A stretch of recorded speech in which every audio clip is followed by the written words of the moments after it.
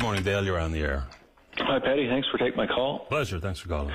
I'm about to head out over the road to Heart's Content to help out with the by-election in Trinity Bay Diverge. Steve Crocker's our candidate out there. We've had, I was just thinking, we've been in a perpetual state of by-election almost this year, and we've had all weather. I think Virginia Waters, we were over our knees in snow sometimes, the sunny weather in St. George's, Stephenville East, and then this fall with the rainy and mozzie weather and the fog and everything else, we've certainly had all-weather by-elections. Well, that's it.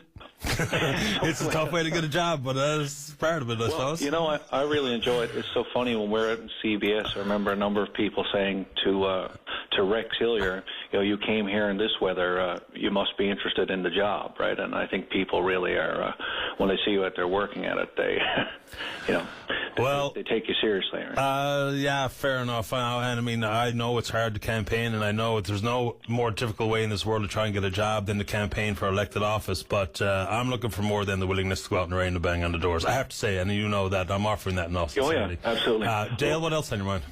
I wanted to call. I know the news cycle is often very short. There's so much on the go, things get lost. And I didn't have an opportunity to speak to you about this whole workers' compensation issue.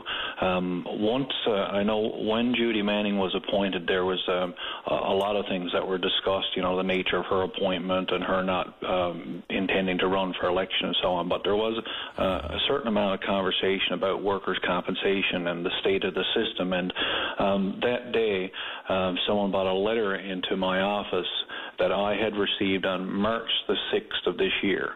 That's over 8 months ago now. And I guess you probably know this, so many people are probably not aware, but members of the House of Assembly, when asked, we will often go, especially those of us in opposition, will go and represent and speak for our constituents at those review hearings.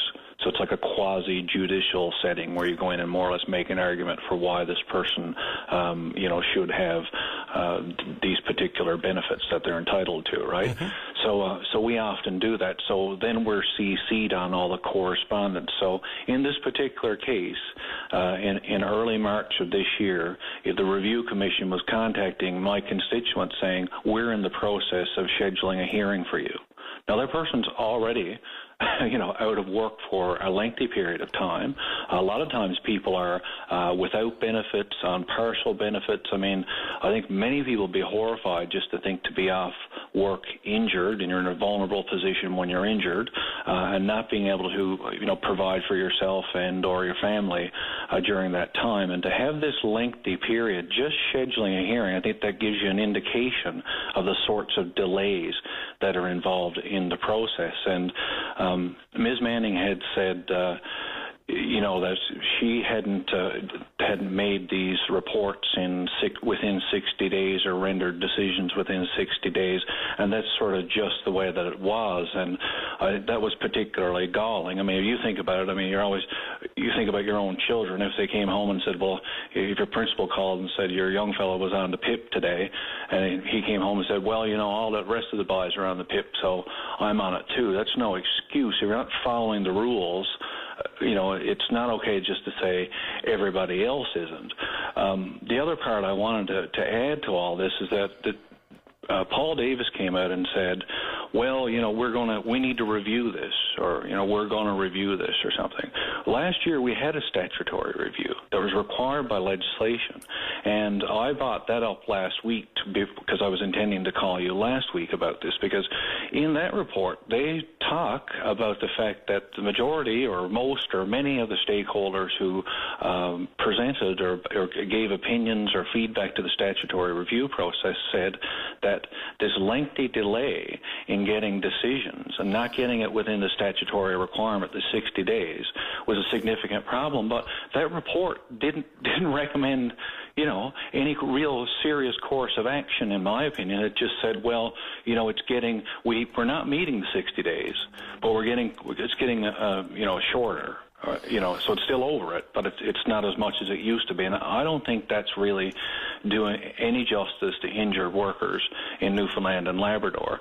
And there's, government still hasn't taken that report and really done a whole lot with it in any case. So before Paul Davis goes off commissioning another review, we already have a statutory review, in my opinion, that's flawed. They should just go back and take that off the shelf and look at it and see how that can be improved and how some of the more reasonable recommendations in it can be carried through, because this is too important. Like I said, if you're off work and you're injured, you're in a sort of vulnerable physical situation. You're also in a vulnerable situation when it comes to providing for your family. If you have bills, you have mortgage, child care, what have you, right?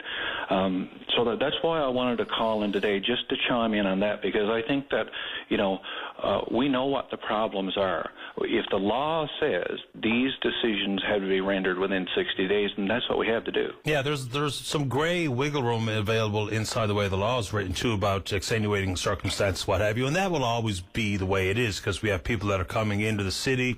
We could have, like, for instance, something as fundamental as a weather issue or a snag in the timeliness of a report from a doctor.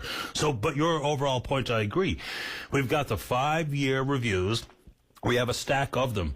We had public consultations to accommodate the 5-year legislative review. So we don't need to look any further. We don't need to go back and see if we can figure out and identify the hurdles and gaps. They're omnipresent. Everyone knows exactly what they are. The time has come just to act on it. No more kicking it down the road for other so-called independent review, wasting more money on that stuff. We know what's going on, Dale. So your point is well made this morning, and I think bang on. Thank you. I just wanted to add my voice to all of that. And before closing, I just want to say to everybody out there, tomorrow is the 11th of November.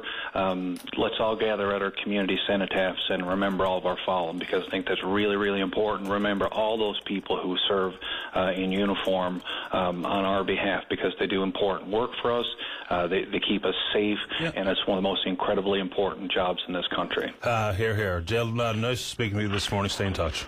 Thank you very much. Bye-bye. Bye-bye. Dale Kirby is Liberal member of the House for St. John's North. Let's go and speak to the Deputy Mayor of the City of St. John's on line number 3. Good morning, Ron Ellsworth. You're on the air. Good morning, Patty. How are you? Very well, my friend. Good. Actually,